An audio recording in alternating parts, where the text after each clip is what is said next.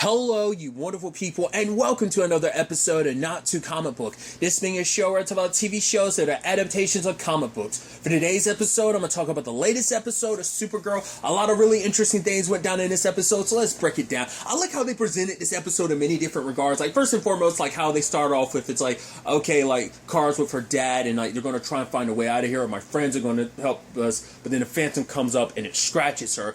And she gets succumbed by, like, the fear vision. And she's like, my friends are going to try and come and save me. And they're going to die. And then we kind of go 2 hours back in time. So it kind of makes it seem like maybe she's having a vision. Maybe she actually saw it. Maybe it isn't just a fear vision. Maybe it's kind of, you know. But I like, it's like Brainy and Nia back. It's like, yeah, we did it. We accomplished it. Alex is like, finally. He's like, yeah, we're traveling across this space and time. It's like, yeah, you know, no big deal. And it's like, how long were we going? It's like, you were going for 3 days. And it's like, Brainy being like, I am a terrible time traveler. I was like, yeah, Brainy! Oh, poor Brainy. Because that's what I was wondering last episode. I was like, are they going to pick up immediately? Like, oh my god, no time has passed? Or I wondered if they were going to Doctor Who it. I explained it last episode, but if you're unaware of what I mean by Doctor Whoing, if you've never seen Doctor Who, that's always a thing. The doctor's always like, oh, no, to my fellow companions, I'm going to get you back. Like, it's only going to be like a couple minutes. It's going to feel like it's only been like a couple minutes since you left because time travel and all that. Oh, wait, actually, you've been gone for about 5 days. It's that type of thing. It happens all the time. I mean, you know, once again, Brainy has missed the mark 3 times. It's actually interesting that he hit that, like, only going back a couple hours. He managed to hit that one. Every other attempt at time traveling is kind of like he's missed the mark by quite a few margins. Some larger than others at the very least. At least it wasn't thousands of years at the very least. But nevertheless, it's like, all right, let's get to it. I also love it's like, yeah, we've been making all these advancements. I love Brainy like, oh, glad to see you guys did all this science stuff without me. And he looked at it like, oh, Brainy! Brainy kind of stole the episode for me when it came to comedy this episode. It's so good. But kind of feeling off, I was like, right. You guys, you know, handle all the science stuff. Yeah, you know, I mean, it's fun. You guys handle that without me. But, yeah, basically, they've been hard at work, like, working on stuff for the past 3 days. And now it's time to go rescue Kara. And it turns out, like, the tower is actually a ship. And Alex is like, I love Martian technology. It's amazing. So I was like, everybody, locked and loaded. We've got our respective jobs on what we're going to have to do here. Basically, there's a shield, but that shield is only going to last about 2 hours. That's going to give us time to kind of fend off the phantoms as we're in there. But all right, now that we got our bloodhound pinpointed where Kara is, let's go through the dimension. And it's so good because obviously there's a back and forth between Alex and John about how to handle this, because John is suggesting for him to be the one to go, but Alex is like, no, I'm her sister, like, we need her to know what's real, which also leads me to that whole bit about, like, you know, because like Kelly's like giving them the training necessary to fight, you know, if they ever find themselves in a fear vision, kind of grounding themselves with what they can see, taste, and hear, so on and so forth. And Brady starts listing a whole bunch of stuff, and he looks at Alex and he says like, pizza debris or pizza residue or something like that. And Alex looks at him and it's like, really? After you're running with past Alex and how she reacts, and he's like, you're gonna do that? You know not to mess with Alex. But I just love the expression of Alex's face, like, Brainy, I'm gonna punch you. But nevertheless, it's like to convince Kara it's real. For, you know, John is saying like, no, Alex, you have to stay here. You have to be the one to kind of take command of things. I'll be the one to get her. At least we can't have us all go out there. It has to be one of us. That way if something goes wrong, there'll be other people to kind of help out. But Alex is like, I'm her sister, I should be going. But John's like, I can transform you. She's like, no, that's just going to feed the fact is that this isn't real. It's like, it needs to be me. And even Alex says it herself, I've done so much to, like, I've spent my entire life protecting my sister. Like, it's why this is so important to her, because she feels like she failed her sister. Like, for her, this is her way of kind of making up for it. It's like, I failed her before, I'm not going to fail her again. I have to be the one to kind of save her. Obviously, you also have Lena came up with like a sun bomb, so that it's like it can supercharge Kara while also dealing with any surrounding phantoms. But it's a one shot, so they have to make it count. But John kind of made up his mind, and then all of a sudden you see this like flash of light. You know, and then we see, you know, Alex still bringing up the debate to John of like, no, I'm going to go. You have to let me go too. It has to be me there with you doing all this. And so what it comes down to is like their encounter with the Phantom. I was wondering if John was going to get hurt, and so he'd have to get left behind. So it is up to Alex, but Alex ends up getting scratched, and it's like you need to stay because you're a danger to not only yourself and your car, but the entire mission to all of us. But when the time comes, Alex ends up locking John up. It's like, don't worry, I'm going to unlock this the moment we get Kara. Like, you know, we can't afford to fail. This is our one shot. We have to make it count. So she goes back out and tries to hide it, but then all of a sudden they're attacked by all these phantoms. And it's like, I did this. I'm the one that is attracting all of them because they're attracted to me because I'm transforming. So she tries to sacrifice herself. I'll go through the airlock just because, like, at the very least, this way you guys will all be protected, which, you know, Kelly's like, no, we have to find another way. So, like I said, I love how the episode's presented because you're like, no, this can't be real. Like, maybe something's going on here. And then we get the 10-minute rewind, and then we get the flash again. I'm like, that's what it is. Whatever it was in that moment, that flash, it got everyone. I was like, that's interesting. So we kind of go Nightmare by Nightmare. But even before then, we get some interesting conversations, some really interesting dialogue from a lot of people. I believe Lena might have been next. I think it's Lena, then Kelly, then Nia, if I'm not mistaken. It was interesting, the conversation between Lena and Nia, where obviously it's like, you know, it's like, oh my god, like Lena's like, you're gone, like the way like her devices like help like bring her powers into like a physical form, but it's like, yeah, I actually don't know how it works. Brainy's the one who made it. It's like for her, it's still dealing with the aftermath of like, right, I still don't know much about my powers.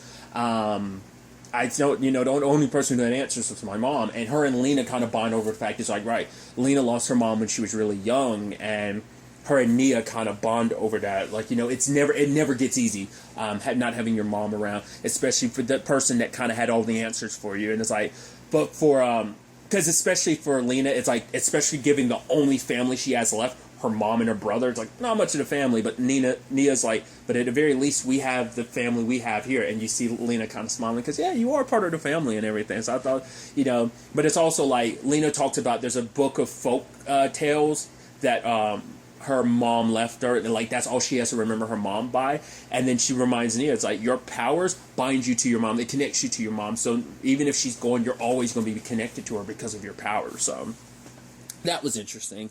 Along with that, obviously Lena's nightmare kicks in, and it manifests as like this water monster. It's a Kelpie, and it ends up basically drowning everyone. But that's also what solidified as a nightmare, because the moment you come back, you see Alex is on the floor. So it's like, yeah, we're definitely in nightmare territory. And the only person that's still alive is Nia. And so, and it's sad, and we find out the trauma behind that too. It's like, oh, her mom drowned in front of her, which actually kind of reminds, it's not the same thing, but it kind of reminds me of what immediately came to my mind was like James from the End of the Effing World. I don't know if this is true to the comic book, because I know there are some similarities, but I know the TV show ended up being quite different from the comic. But at the very least, that's kind of one of the reasons why James kind of ended up being the person he was because of that. But like, that's why that story always hit. The Kelpie fairy tale like hit her, folk tale hit her so hard, because she would always read it over and over again after her mom drowned, because she always blamed herself, like, I couldn't save my mom, and because of that, like, you know, she wanted to punish herself by living in, like, reminding herself of this fairy tale about this creature. So in her mind, it was kind of like, it's like, this creature killed my mom, and you know, so she kind of latched onto that and kind of to punish herself, and then it kills Nia, but then, you know, Lena's realizing, like, no, this is a dream, no, this is a fear vision, and she's kind of pinned against the wall. And then, like I said, I think we get Kelly's next, because I think everyone's fear, like, everyone, like, for Alex, it was the fear of her not being able to, not only, I think it was like her fear of, like, maybe her need to save her sister jeopardizing everything, or at the very least that she will be the one that jeopardizes not only her sister but everyone she cares about. Like, she puts everyone she cares about in danger, because she's so obsessed with her obsession with trying to save her sister causes everyone else issue. I think that was kind of like her fear. Obviously it's in each case, it's kind of a nuanced fear for a lot of people. Their respective fears. Like Kelly's is, I think, well, because she had talked about it with Brainy, and I think that's interesting that, like, you get an insight to every fear before they got enacted. Like, so her conversation with Brainy was about, yeah, like, you know, he's astounded by her, because obviously it's like, I've always had issues kind of dealing with my emotions, but the fact is that you were able to help me speak, you know, volumes, because for her it's like, yeah, you guys are all superheroes and I'm me. I can't. It's like, oh, you mean the one who's basically helping keep our minds together, like, so that we don't succumb to the fear visions. It's like she feels, because she's the only one there that doesn't have like some badass training or some superpowers or technology to kind of help her. So she kind of feels a little powerless, and that's where the fear is, that basically everyone, Lena, Nia, Alex, get controlled by the Phantom, and she can't do anything about it, because it's like, you know, and even Alex being like, oh, they're all saying like, we're superpowered people, like we have power, and it's like, we succumb to it, like, what do you have? Luckily, Kelly was able to kind of reach out to Alex, saying all the things, you know, it's like, the woman that brought me flowers like a week ago and asked me to move in with her, the person who likes lavender soap, you know, and it's just, she was able to reach Alex, but in a moment, Alex is like, you have to go, you have to just escape, like, sometimes the mission fails, and sometimes you just have to protect yourself, which I think the argument that also is a key sign, like Alex wouldn't say that she wouldn't give up on everyone, she'd try and find a way. But I mean, maybe the argument could be when the time came, she would only choose to kind of save Kelly because the only person she could. But I should also point out, and think it's so interesting, because what kind of got me too is like, there's some commonalities between the nightmares, because Alex's nightmare, and I believe it was Kelly's, was like, oh, Dreamer and Lena go off to check something. So I was like, oh, so maybe like it's that complicated thing of like there's some truth somewhere in between, but it's like, no, like it all ends up being false, because like Lena and Dreamer never went anywhere. Regardless, I thought that was, but before she could, you know, talk to Alex more, Alex gets transformed back, and now Kelly's cornered. Then we go to Nia's, which I was curious like how it was going to affect Nia because of her dreamer abilities. I didn't know if there'd be some counteraction to that, but because at first she has a dream, and then it's like, whoa, and she wakes up and Brainy's like, no, it's okay. But the fact is that Brainy doubted her so much. I think that also plays into her nightmare, where it's like, oh, like, you know, when the time comes, I have my dream, like, not only am I doubting myself to a certain extent, other people are too. In particular, Brainy, because, like, his opinion matters the most to her. Like, they obviously care very deeply for each other. So, like, that's why it manifests itself as him being the one kind of like, oh, maybe, I mean, you didn't manifest everything. But, like, Brainy was kind of like, oh, you know, but he kind of went along with it, like, you know, and believed her being like, oh, because especially after last episode of being like, no, you were able to figure everything out kind of on your own. You were able to interpret your dreams. So I think that in itself kind of speaks volumes. Obviously, that this Brainy being like, yeah, but it kind of got things like, maybe you know, it's like, no, it's not that you're wrong, but maybe you interpret your dreams wrong. And she's like, you know what, I can do this, I can prove, because especially because he was like, yeah, but since you kind of figuring it out on your own without your mother, like, Brainy would never intentionally do, like, say something so callous like that, like bringing up her mother into some, like, the manner he did. Like, he wouldn't do that. But for Nia, it's like, she had a dream of the thimble, and it had a crack on it, and she thought it had something to do with the Phantom escaping, but it's like, everything's normal, but then, like, part of the hole kind of rips open, and she's like, this is what my dream was about, and she tries to fix it, but it doesn't work. And it's like, oh, we weren't here in time, and she's like, oh, we wasted so much time because of me, if I did interpret my dream. And so that's where things got, like, that's what her biggest fear is, like, that people are going to be, there's going to be suffering there, you know, especially after the recent, like, Midvale incident. It's like, if I interpreted my dream, so, like, that fear has only escalated more and more, I think, subsequently since then. It's like, yeah, it's still the thing of she doesn't know enough about her powers to fully, like, understand, like, what she can do and fully interpret her dreams. Like, she doesn't have the answers for everything. Well, what shocked me was, like, when we got to John, because I was like, okay, maybe John's going to be a little bit different. I thought that was kind of fascinating, because at first I still wasn't sure whether John was still, like, trapped in it or not. I wasn't 100% sure, but I thought it was so fascinating how it got handled, where it's like, oh, because of, like, you know, his Martian abilities, but also, like, Malefic kind of, you know, help, you know, it also being around, I think being connected to Malefic, or, you know, them being, like, it kind of gave him a little bit protection. it didn't fully work because he would blacked out to a certain point because he was like, right, he was out of it for like 10 minutes. He was like, oh. And then Brainy, he was able to reach out to Brainy and was like, oh, how are we not affected? It's like, well, Brainy says like, well, because it's not only me being a Kaluan, it's more so like me being a 12th level, his 12th level intelligence, because he's able to compartmentalize his emotions, in particular his fear. He's like, I'm still being affected by it though. It's like, really? He's like, yeah. For me, this room is filled with balloons. I love that's his nightmare. And it's like, he's like, wait, balloons? He's like, yes. These like little balloon. These little rubbery things filled with air and just never knowing when they're going to pop. We have to do something about them. And I just love John's response of, we don't have time to unpackage all of that, you know? So Brainy's kind of like making sure the ship kind of stays on course while they're being attacked by the Phantoms. And it's like, there's not enough time for John to individually... Well, he can't pull everyone out because they have to do it on their own, but he can at very least lead the way there. So when the time comes and like he's confronting the Phantom, I love that line of, like, obviously he's seeing everyone's nightmares, even Kara's. And I love in that moment, he's like, let me show you what a nightmare is. I was like, and just like the red energy from just looking so scary and sinister, and he knocks back the Phantom. It makes you wonder, did he kind of give the Phantom a nightmare? We didn't get to see, though. But luckily, because of that, he kind of laid the groundwork for everyone to get away. Alex makes this sacrifice, but it's like what she's willing to do to correct her mistake. I think that kind of shocked her out of her nightmare. Kelly, it's like, I forgot what the line was. It was either like, I might not be able to stop you, but at the very least, I'll be able to protect them. Or maybe it was vice versa. So she ends up picking up the thing that fell off the elevator and uses it as a shield. It's like, yeah, we know she's kind of, because she picked up the shield sometime last season before Jimmy left. No, I think, Jimmy left her the shield. I forgot. So she still has it, I believe. So there's that angle to it. And then Lena, like, touches a Kelpie and it shows itself as her mom, you know? Kind of coming to terms with their fears. We didn't see Brainy. It would have been great if you could see Brainy and all the balloons pop. He's like, great. Oh, we got rid of him. What I thought was interesting, though, is Nia's nightmare, when it, like, Brainy goes flying out and she's kind of... We never got a resolution to that.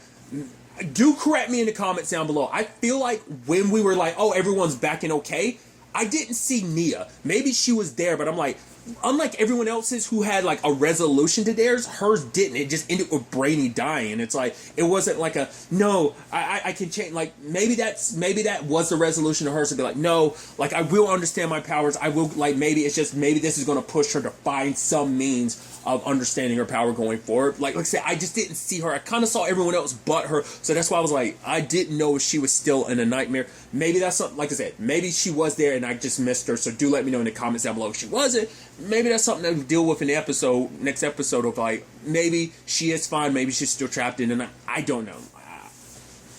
Because then immediately it's like, all right, we got Supergirl, location, let's go. And her dad was able to kind of talk to her. For her, it's like she's giving, and I thought it was so interesting because for her, it's like, I'm naive, like my hope and everything, like all it does is hurt everyone. Like, you and Nixie were right. You were in a safe space, a place, until I came and gave you this false hope, shared my naivety with you, and, you know, now you're in danger, and not only you, like, you know, I thought I could change things, and now, sadly, my friends think the same thing. They have that same hope because I gave it to them, and now they're gonna die. But he talks to her, like, the fact is that he shed so many tears in this place for Kara, for her mother, for his brother, for the entirety of Krypton. Everyone he lost, he shed tears until he found her hope and her love and her belief in them being able to get out of here. It's like, he's like, I was filled with that spirit and love. You gave me hope after I had that taken away from me for so long. You instilled that in me again. So I believe we will, you know, even if your friends don't come, I believe in you, believe in me. And she's like, I believe in you, Dad. And luckily, the team shows up in time to throw out the sun grenade as, like, the region of the they're in is falling apart because of the anchor, but also the Phantoms are rising. But the sun grenade knocked out the Phantoms, dissipated them. But also, I was like, because before it went off, I was like, oh, right, her dad's a Kryptonian, so he's about to suck up all that, you know, because it's like, yeah, like her mom, like the moment, like her mom came to Earth, like, you know, powers and everything too. I was like, yeah, he was. I mean, granted, he doesn't know all that. Like, obviously, he's going to need some training, like when they get back to Earth, to really tackle all that. But Kara's like, yeah, like my family's here. Let's go, Dad. And they get up there, and obviously Alex and Kara embrace. It's like, finally reunited. And just as they're leaving, you see the energy. I'm like, Nixley, and there she is. So, yay, we got us another fifth dimensional being on Earth. So, rather than just going back to her planet, she's going to cause some mischief here first. I'm curious to see, like, is she just going to, like, be, how will it play out, like, Mixie's story or not? Like, where it's like, kind of, like, redeem her a little bit, like, right, because she was going to come to this planet, kind of raise a little hell. Once again, it seemed like there's some truth to what she was saying, but also, like, the fact that she kind of lied to Carl makes you think, I mean, to be fair, it might just be being locked up there for so long, just like her dad had kind of given up hope, maybe Nixley had too, but it's also like, well, we don't know if everything from her story is complete BS or whether there's truth to it. You want to give her the benefit of doubt, but we don't know, so it's going to be interesting to see where all this takes us. Kara is back, still got plenty of issues on Earth to deal with, because Lex is still the issue that he is, but, we'll see how things kind of play out on that front. Like I said, this is such an interesting episode just by the way it was designed. It just being, like I said, it's almost like 4 like horror stories, like short horror stories kind of put together in one story. It was just such an interesting way they designed this episode. I thought was pretty dope. But obviously we will be waiting a while for the next episode of Supergirl, because Supergirl is going on hiatus. Obviously next week Superman and Lois returns from their hiatus. Then Supergirl is going to be returning August 24th. I guess by then Superman and Lois will have finished this entire season, because I'm sure it's still going to have some like breaks in between the rest of its season potentially. But regardless, I'm really interested to see where all this takes us as we enter the near back half of the season, because this season's supposed to be 20 episodes, so next episode's episode 8, so we're almost at that halfway point through the season. But I'm really, like I said, it's kind of sad we have to wait so long. I don't know whether it's a situation where, like, they still have, like, production stuff where they need to finish as well. So this might, much like Superman and Lois, stop the finished, like, production on, like, more episodes. I'm curious, is it kind of the same reason for Supergirl as well? Like, a lot of this stuff is kind of messed with a lot of production stuff, like, obviously. So, but I'm really curious to see everything that goes down when Supergirl returns. But really, that's all I want to talk about. Till the next time we meet, be happy, be safe, live life to the fullest, and enjoy it. Good day, and goodbye.